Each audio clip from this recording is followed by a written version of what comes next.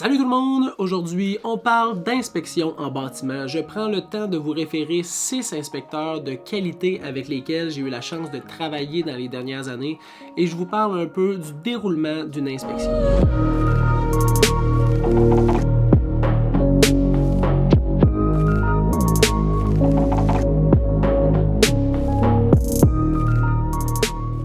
Donc, avant même de se déplacer pour une inspection, il faut l'avoir mis dans l'offre d'achat. Donc, il va falloir que tu mettes conditionnel à une inspection, puis que tu mettes un délai à cette clause-là, qui est normalement 2 semaines. Puis à partir de là, tu vas pouvoir faire ton inspection à l'intérieur de ce délai-là. Il y a même une petite clause à l'intérieur de ça qui rajoute 4 jours pour la lecture du rapport. Et si jamais tu veux te rétracter de ton offre d'achat, donc l'annuler, ben, tu pourras envoyer un avis au vendeur en incluant le rapport d'inspection pour te retirer de l'offre d'achat.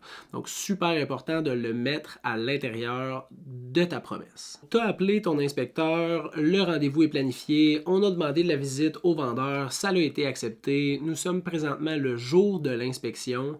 Ben, l'inspecteur a probablement déjà reçu la déclaration du vendeur, fait que s'il y a des trucs particuliers qu'il faut qu'il jette un œil, qu'il porte une attention particulière, ben, il en a déjà fait lecture et il le sait déjà. L'inspecteur risque d'être arrivé 30 minutes avant toi sur les lieux de l'inspection. Pourquoi? Pour bien connaître la propriété, bien connaître l'environnement, avoir fait le tour, pris les photos qu'il avait besoin, comme ça, quand tu arrives, il est déjà capable de commencer et de t'expliquer les points extérieurs. Par contre, au moment où tu vas arriver, l'inspecteur va probablement arrêter, venir se présenter et t'expliquer comment lire le rapport d'inspection. Donc, les termes qui vont être utilisés, les couleurs qui vont être utilisées à l'intérieur du rapport et se présenter un peu et vous demander votre connaissance sur l'exemple des termes de construction pour tout de suite être capable de savoir qu'il faut qu'il vulgarise davantage certains points durant l'inspection. Une fois que les petites explications du départ sont faites, on peut commencer l'inspection. Donc, on fait la tournée de l'extérieur. Donc, on regarde les pentes de terrain, la gestion de l'eau, le revêtement, les fenêtres. On va regarder la toiture. Donc, il y a plusieurs choses à regarder à l'extérieur et c'est un moment super important parce que c'est la coquille de ta propriété. Par la suite, on rentre à l'intérieur et la majorité des inspecteurs avec lesquels j'ai pu travailler commencent du sous-sol jusque dans l'entretoit.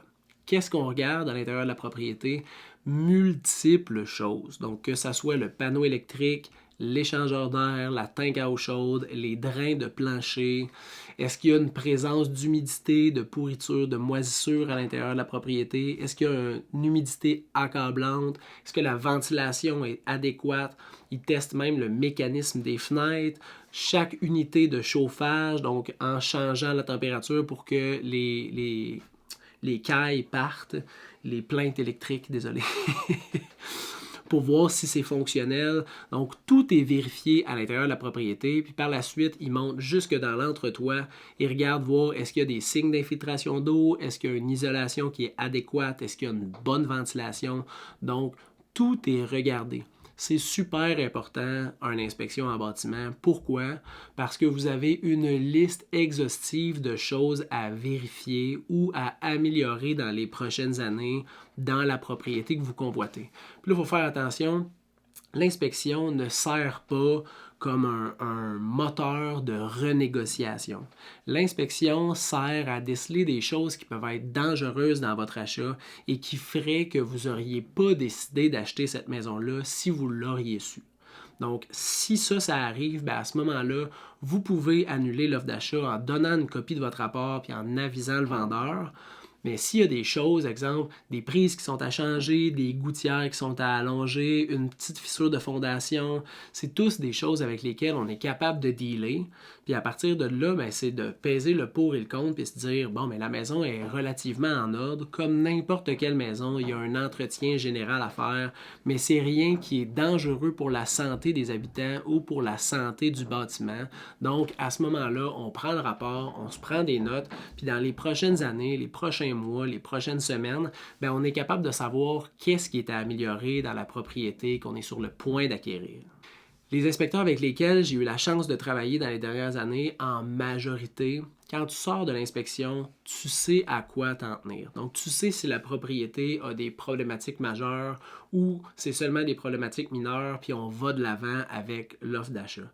C'est super important d'avoir un inspecteur de qualité. Et là, je viens à mes références d'inspecteurs avec lesquels j'ai pu travailler, que je vous conseille fortement.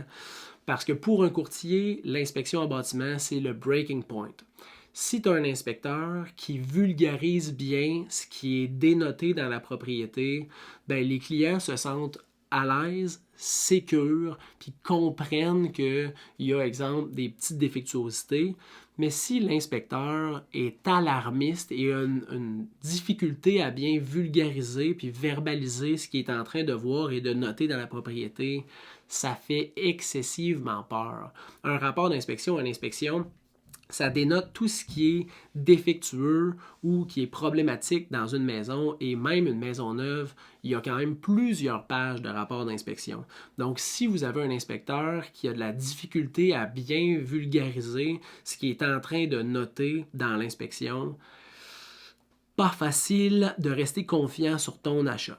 Donc, je vous conseille de prendre des inspecteurs de qualité en qui vous avez confiance ou qui vous sont référés. Puis si vous faites affaire avec un courtier immobilier, je vous conseille de lui demander à qui il vous réfère parce qu'il y a eu plusieurs transactions dans les dernières semaines, les derniers mois, les dernières années et il sait quel inspecteur est bon et qui vulgarise bien ce qu'il va pouvoir voir dans l'inspection.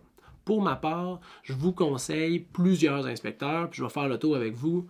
Alexandre Aubé-Côté, Marcel Côté, Michael Goupy et Dominique Giguère pour la firme Inspecteur. Ces 4 inspecteurs que j'ai utilisés, que mes clients ont utilisés régulièrement pour faire l'inspection des propriétés qu'on était sur le point d'acquérir et j'ai toujours eu une super bonne expérience avec ces 4 personnes-là.